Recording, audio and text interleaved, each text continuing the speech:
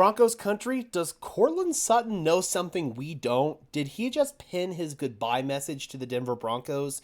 Sutton's Instagram activity over the last 24 hours has been really interesting to say the least. Shout out to Jake Shapiro of 1043 The Fan for this article here, bringing up the post that Courtland Sutton put on his IG. You see right there, him in the huddle, and then him with Justin Simmons as well as Russell Wilson as the main page on this post here on Instagram, saying, Broncos country, I'm very grateful to be able to have finished off another season here in Denver. Unfortunately, we weren't able to accomplish our main goal. I'm still grateful for all my teammates and support staff that have been riding with me all season.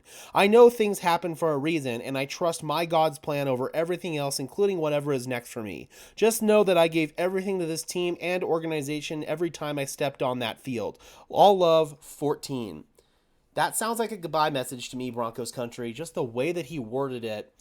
There is a chance that the Broncos do move on from Courtland Sutton this offseason. If we come over here and take a look at his contract, with the Russell Wilson deal coming off of the books, the Broncos just simply might not have a choice here. If they were to cut him and designate him as a post-June 1st release, the Broncos would have to eat about $3.8 million in dead cap in both 2024 and 2025, but they would save $13.4 million in 2024, which honestly feels like a financially sound move to me, despite the fact that Courtland Sutton's coming off of one of the best seasons of his career and is coming off of a 10-touchdown game. I also think a trade could be in the cards, and a post-June 1st trade would be a very similar situation here. It would be a 2024 dead cap of 3.825, same for 2025, and then cap savings would be $13.4 million. Now, if they were to trade Courtland Sutton, they would have to eat a $7.65 million dead cap hit in 2024 if that was a pre-June 1st trade, and then it would be a $9.645 million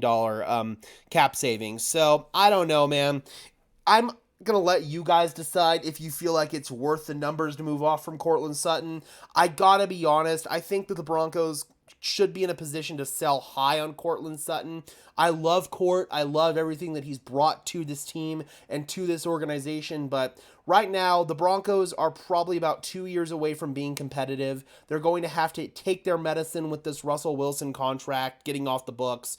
Courtland Sutton may be one of the players that is going to have to fall on the sword here and be a cap casualty. I also think the Broncos are going to move on from Jerry Jeudy this offseason. We could be looking at a 2024 season where the Broncos receiving core is drastically different than what it was in 2023. I do think that Tim Patrick could come back on like a veteran minimum deal. If he is going to have to take a vet minimum deal somewhere, why not let it be in Denver? The Broncos are also going to have to probably release Patrick off of his current contract, but I think odds are pretty good Timmy P will be back in the Mile High City next year. He's the longest tenured receiver that the Broncos have in their wide receiving room. He'd be a great guy to have in the building as we transition away from Courtland Sutton and Jerry Jeudy if the Broncos were indeed to go down that route. So I do think Tim Patrick will be here. Obviously, Marvin Mims will be here. I do think Brandon Johnson will be here.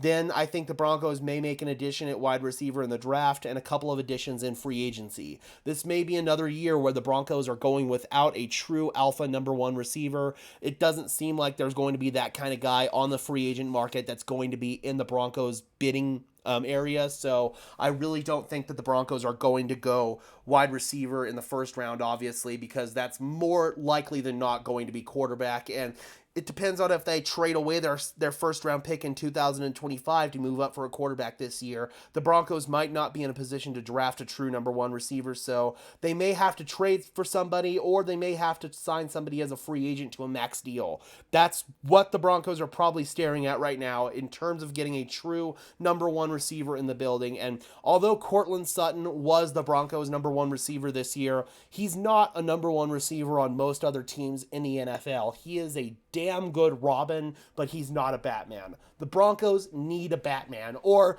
be like the Philadelphia Eagles and have multiple Batmans. You got A.J. Brown, who's, I think, Speedy Devontae Smith is Speedy Batman. A.J. Brown is Swole Batman. I don't know. I know that the Eagles say they have 3 Batmans as their receiving core. That's what the Broncos really need, is a wide receiving core where you've got 3 Batmans, basically. Right now, the Broncos don't have one. They just have a bunch of Robins and a bunch of other lower level players. They don't have that true alpha number one who can take away the team's number one corner and basically have him pay attention to that number one receiver all game long, man. We don't have that guy on the roster right now. Courtland Sutton, his route running has really gotten better over the last couple of years considering where it was coming off of his knee injury, but again, man, he's just not a number one receiver in the NFL. He's a damn good number two, but the Broncos are at a point in time where they cannot afford to dilly-dally anymore, and it may cost them in the short term,